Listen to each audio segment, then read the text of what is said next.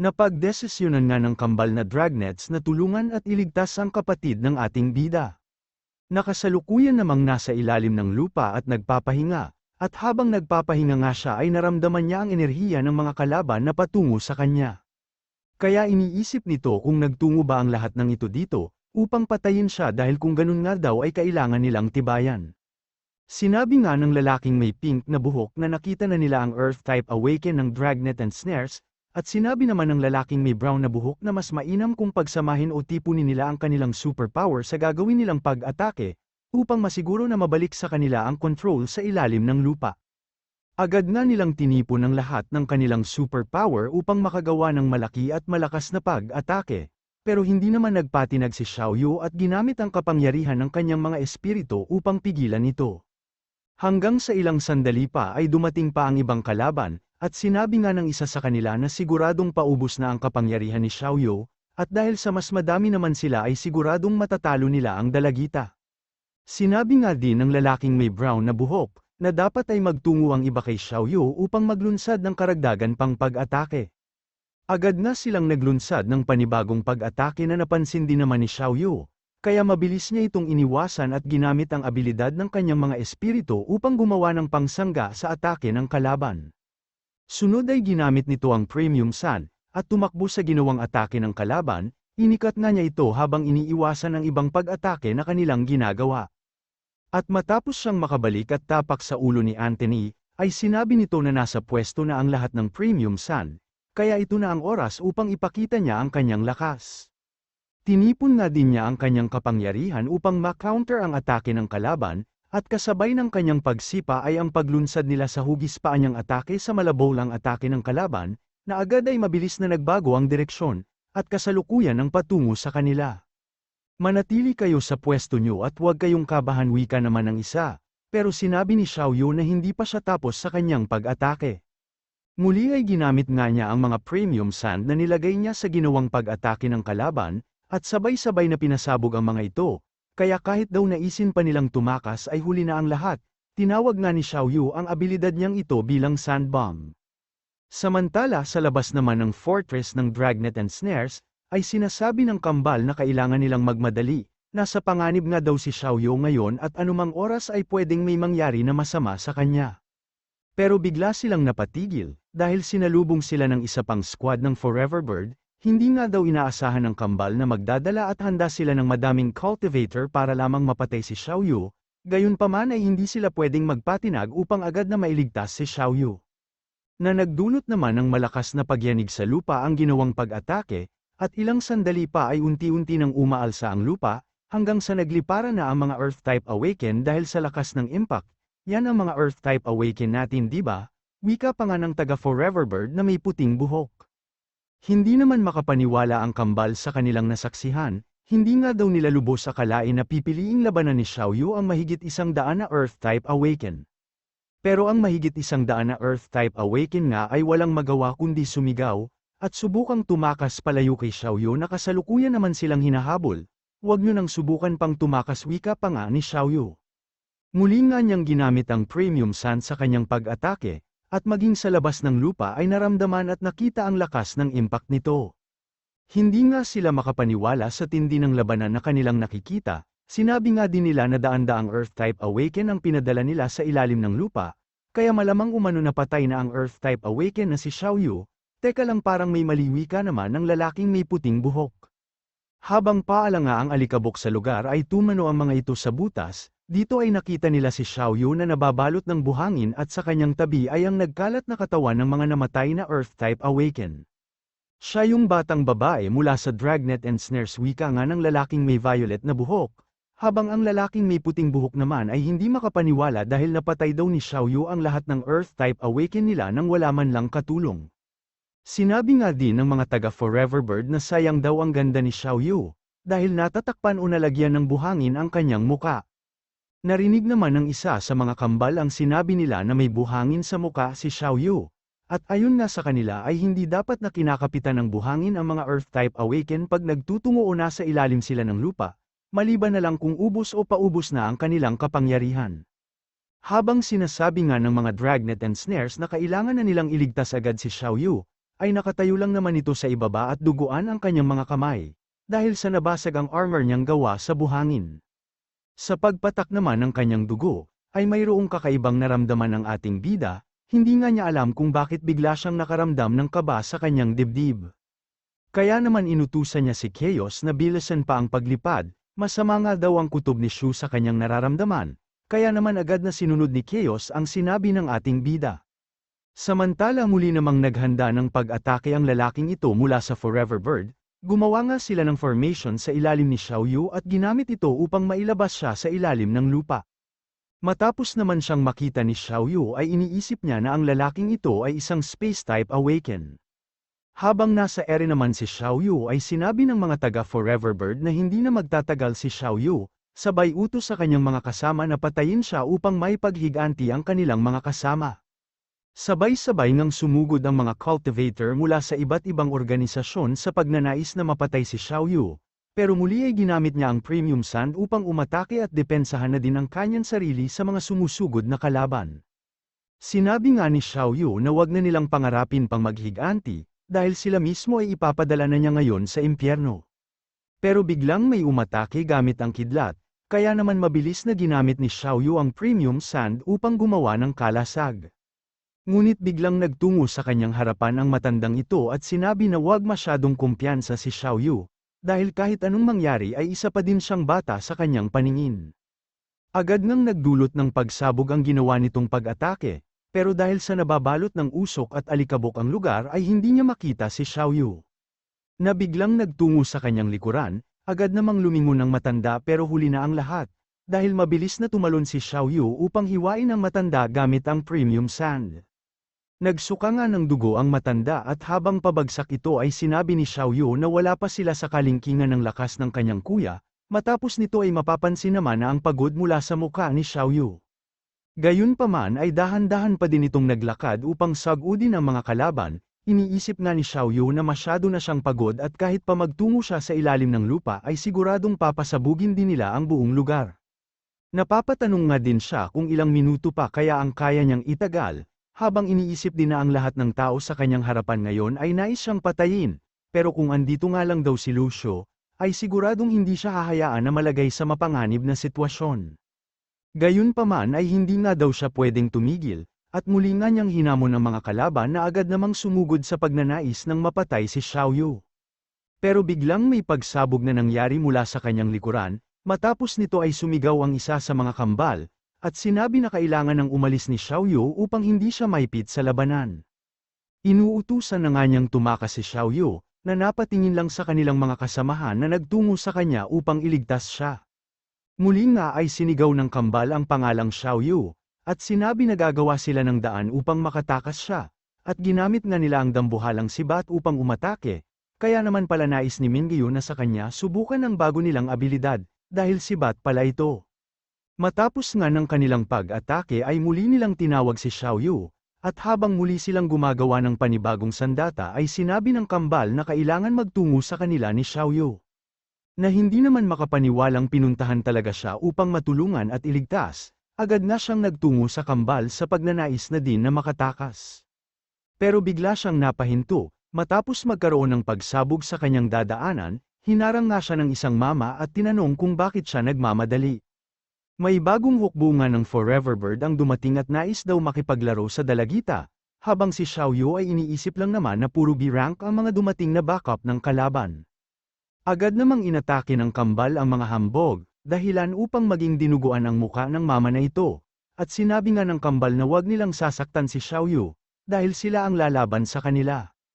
Mukhang pagod na kayong mabuhay wika naman ng dalawang B-rank ng Forever Bird, na mabilis sumugod sa mga miyembro ng Dragnet and Snares, inuna nga nilang atakihin ang mga low-rank cultivators ng Dragnet and Snares. Habang ang damulag naman na ito ay si Xiaoyu pa talaga ang napag-try-pan na labanan, ang bawat atake nga din ng damulag na ito ay nagdudulot ng malakas na pagsabog. Gayunpaman ay hindi naman papatinag si Xiaoyu, na biglang napaluputan ng kadena ang paa kaya napapatanong siya kung Gold-type Awaken ba ang kanyang kalaban. Ang Gold-type Awaken ay may abilidad na makontrol ang anumang metal. Inikat nga nito ng pagkabilis-bilis si Xiaoyu, at ilang sandali pa ay ginamit niya ang buo niyang lakas upang mahagis si Xiaoyu. Matapos nito ay sinabi niya na hindi na makakaalis si Xiaoyu dito, kaya mas mainam kung sumuko na lang siya, pero bigla siyang nagulat nang makita na ginamit ni Xiaoyu ang premium sand upang saluhin siya at hindi tuluyang tumama sa lupa.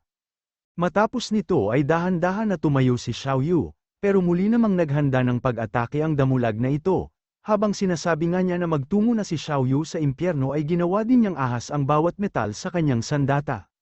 Nahihirapan naman na sa pagtayo si Xiaoyu, at nang uutusan niya sana ang premium sand upang salubungin ang pag-atake ng kalaban ay bigla siyang na-freeze, kaya muli ay hindi niya naiwasan ang pag-atake ng kalaban. Muli nga siyang bumagsak, at dito ay iniisip niya na maging ang premium sand ay hindi na niya mapasunod, kaya iniisip din niya na malamang sa ito na ang katapusan niya. Sakto pa nga na mayroon ding nagtungo sa kanyang likuran na isang fire-type awaken upang umatake, at bukod sa lalaki ay sunod-sunod pa ang mga cultivator mula sa Forever Bird na sumugod sa kanya. Gayunpaman ay iniisip pa din ni Xiaoyu kung ano ang mararamdaman ni Lu Xu pag namatay siya sa labanan na ito. Hanggang sa bigla siyang nangiti, at ginamit ang natitira niyang lakas upang umatake o atakihin ang mga cultivator na pasugad sa kanya. Hindi nga daw siya papayag na mamatay siya dito dahil ayaw niyang umiyak ang ating bida. At dahil nga sa pagnanais niyang mabuhay ay hindi na tumatama ang atake ng damulag, bukod dito ay tinatakbuhan din siya ni Xiaoyu, kaya sa gigil nito ay nagmistulang itits ang muka sa dami ng ugat na lumalabas. Habang tumatakbo nga si Xiaoyu ay iniisip niya na kailangan niyang umalis agad sa gitna ng labana, upang hindi siya maging pabigat sa kanyang mga kasamahan. Pero biglang nanginig at nag-umpisang gumalaw ang mga espada sa kanyang harapan, na agad naman niyang napansin kaya naiwasan niya ang lihim at bigla ang pag-atake sa kanya. Pero hindi pa pala dito nagtatapos ang lahat dahil tinitipon pa lang ng gold-type awaken ang mga sandata sa paligid upang magamit sa kanyang pag-atake. Ito na ang katapusan mo, wika nga nito, at sunod-sunod na nagtungo ang espada sa direksyon ni Xiaoyu. Samantala patuloy naman sa pakikipaglaban ang kambal, na nais mapuntahan agad si Xiaoyu upang matulungan at mailigtas, pero bigla nilang naramdaman ang pamilyar na superpower. Kung saan maging ang lalaking ito ay hindi makapaniwala, dahil si Xiaoyu ay ligtas at kasalukuyang na dinidepensahan ni Chaos mula sa mga pag-atake ng kalaban. Naiyak na nga lang din si Xiaoyu matapos maramdaman ang superpower na nagmumula sa ating bida, at pagtingin nga nito sa itaas ay nasabi na lang niya na mukhang hindi pa siya mamamatay ngayon. Kasalukuyan nang nakasakay pa din ang ating bida sa ulo ni Chaos, at dito ay sinabi niya na matapos ang laban nila sa lalaking ito ay kailangan tulungan ni Chaos si Tandang Bailey. Tinanong naman ni Chaos kung saan siya magtutungo dahil naglakad nga ang ating bida, nakasalukuyang naalala ang mga naging usapan nila ni Xiaoyu, kung saan ay sinabi niya na papatayin niya ang lahat ng nais na saktan ang kanyang kapatid. Agad ngang sinakay ni Chaos si Xiaoyu sa kanyang buntot, habang si Lu Xu naman ay tumalon pababa at sinabi niya na ito na ang oras para gamitin nila ang kanilang abilidad ng magkasama. Agad namang sumang-ayon na tumalon si Xiaoyu mula sa buntot ni Chaos, habang ginagamit ang abilidad ni Jia upang gumawa ng madaming espada, na ginamitan ni Xu ng sword power niyang may embryo ng kidlat. Matapos ng masalo ni Xu ang kanyang kapatid ay agad nilang sinimulan na pagsamahin ang kanilang kapangyarihan, upang makagawa ng giant formation sa kalangitan. Masaya at namamangha naman ang kambal sa kanilang nakikita, habang sinasabi na mukhang hindi na nila kailangan pang mag-alala sa kaligtasan ni Xiaoyu. Tinanong pa nga ni Xu si Xiaoyu sa kung ano ang gagawin nila pag ang mga kalaban ay nagmula sa malayo, at sinabi nga ni Xiaoyu na kailangan nilang patayin ang lahat ng mga ito, kasabay nito ay ang paglunsad nila sa hindi mabilang na espada mula sa abilidad ni Jia at sword power ng ating bida. Tinawag nga ni Xu ang abilidad na ito bilang Sword Rain sabay inumpisahan ang kanilang pag-atake, sa mga kalaban na wala na ding magawa kundi mamangha sa kanilang nakikita. Laglag pa nga na nga lang sila habang sinasabi na katapusan na nila, at dahil sa lawak at lakas nga ng pag-atake na ginawa ng magkapatid, na maging sa malayong lugar ay kitang-kita. Sinabi na nga lang ni Tandang Bailey na mukhang nakuha na naman ni Lu Xu ang spotlight at siguradong sisikat na naman siya, habang patungo naman sa kanya ang pag-atake ng Saint na madali niyang iniwasan. Sinabi nga ng Saint na mas mainam kung mag-focus si Tandang Bailey sa kanya, at baka mamaya ay tamaan siya pero sabihin pa niyang tayamba. Sinabi nga din ng Saint na hindi siya kasing lambot ng mga taga-CDF, pero napapatanong lang naman si Tandang Bailey sa kung anong ibig niyang sabihin o kung ano ang sinasabi niya. Muli ngang umatake ang Saint gamit ang kanyang spiritual tools, kaya naman nilabas ni Tandang Billy ang kanyang kapangyarihan at naghanda na sanggahin ito. Pero nang makalapit sa kanya ang spiritual tools ng Saint, ay biglang may malaking bibig ang makikita, mabilis ngang kinagat ni Chaos ang kanyang spiritual tools, at syempre mabilis din siyang umalis. Na-shock na nga lang ang Saint at napamura sa kanyang nakita, at matapos tuluyang malunok at dumighay ni Chaos, ay nanginig na lang sa galit ang Saint na hindi na nakapagsalita. Nag-mistulan itits na nga din ang Saint dahil sa galit, bukod dito ay nagliliyab o nag-aalab din ang pagnanais niyang patayin si Chaos. Ilang sandali pa ay hindi nga mapinta ang mukha ng Saint, na dahan-dahan lumalapit kay Chaos, na tamang ngiti lang naman at pinapakita ang mapuputi niyang ngipin habang ngumunguya. Bigla nga niyang sinuntok ng buo niya lakas si Chaos, na napapatanong lang naman kung sino ba siya at bakit siya sinuntok, sinabi nga din ito na kumakain lang naman siya ng candy. Ilang sandali pa ay nagalit nga si Chaos, pero nagtungo lang naman sa tagiliran niya ang Saint upang muli siyang suntukin, at sa pagkakataong ito nga ay isang uppercut na ang natanggap niya. Matapos nga nito ay sunod-sunod na suntok pa ang pinaulan ng Saint kay Chaos, na nakuha lang namang bumaluktot habang ang Saint ay nakakaramdam na ng pagod. Sinabi nga ng Saint na kung matalino si Chaos ay dapat na niyang ibalik ang spiritual tools niya, at pag binalik nga din daw ni Chaos ang spiritual tools niya ay hahayaan na niya itong mabuhay. At bahagyang ang umungol si Chaos habang tinitipon ang kung ano sa kanyang lalamunan, dahilan upang sabihin ng Saint na hindi naman pala siya tanga, ang pag-aakala nga nito ay ibabalik na ni Chaos ang spiritual tools niya. Pero mali pala dahil malapot-lapot na laway, na tila ayaw pang bumitaw sa bibig ni Chaos ang tinitipon niya sa kanyang lalamunan, upang ibuga sa Saint dahilan upang mapaliguan siya ng kulay berdeng plema ni Chaos. Napabuntong hininga pa nga si Chaos matapos lumabas ng kanyang plema, at sinabi na masyadong bastos ang nilalang sa kanyang harapan, gayunpaman ay nakatulong naman daw ang pagsuntok nito sa kanyang lalamunan. Agad namang tumirik ang mga mata ng Saint nang dahil sa galit, hindi nga siya makapaniwala na pinapahiya at pinaglalaroan siya ng ganito ng isang dragon. Muli ay mabilis nga siyang nagtungo kay Chaos upang paulanan nito ng pag-atake, pero itong si Tandang Billy ay iniisip lang naman na maging ang alaga ng ating bida ay hindi din pangkaraniwan, hindi nga daw niya lubos sa kalain na ang mayabang na Saint ay mapipiko ng ganito. Ilang sandali pa ay tinipon din niya ang kanyang kapangyarihan, at ginamit ang kanyang flying sword upang tulungan si Chaos, na kasalukuyang pasugad din sa Saint, na bigla namang nagulat matapos makita ang flying sword ni Tandang Billy. Dahil nga sa pag-atake ni Tandang Billy ay nagtungo siya sa tagiliran ni Chaos, at nang gamitin ni Chaos ang kanyang buntot upang pulaputan siya ay biglang nangiti ang Saint, at bago nga tumama sa kanya ang atake ni Tandang Billy, ay inilabas ng Saint ang buo niyang lakas. Dahilan upang umikot pabalik ang flying sword ni Tandang Billy na napapamura na lang, pero mabilis na nagtungo sa harapan niya si Chaos upang harangan ang flying sword na nawala sa kanyang control. Matapos nito ay muli namang naghanda ng pagdura si Chaos na agad namang naiwasan ng Saint, pero dahil sa napahapyawan siya nito ay nagtamo ng pinsala ang Saint. Napapamura na nga lang ulit ang Saint kay Chaos, at sinabi na ang lakas daw ng loob ni Chaos upang sirain ang protection item niya. Pero itong si Chaos naman ay naiiyak lang dahil napinsala ang protection item ni Saint, na pwede sana niyang maging merienda, sana nga daw ay hindi na muna niya ginamit ang kanyang dura.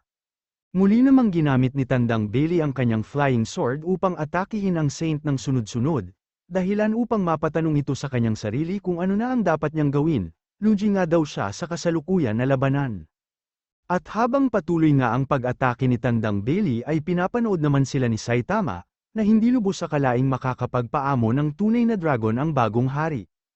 Matapos ang ilang sandali ay sinabi nito na nasa panganib ang Saint, bukod dito ay nagkakagulo na din ang mga tauhan nila sa frontline dahil sa ating bida, sabay tanong kung papanuurin na lang ba nila ang lahat ng nangyayari. Pero sinabi naman ng bishop na patungo na din sila sa labanan, upang tulungan ang Saint na kasalukuyang nahihirapan. At bago pa nga sila makaalis ay nilabas ni Saitama ang isang larawan upang ibigay sa bishop, matapos namang makita ng bishop ang larawan ay nakumpirma niya na si Saitama nga talaga ang nasa likod ng lahat. Sinabi lang naman ni Saitama na mag-iingat na lang sila, at ang larawan nga daw ay siguradong mapapakinabangan niya sa huli.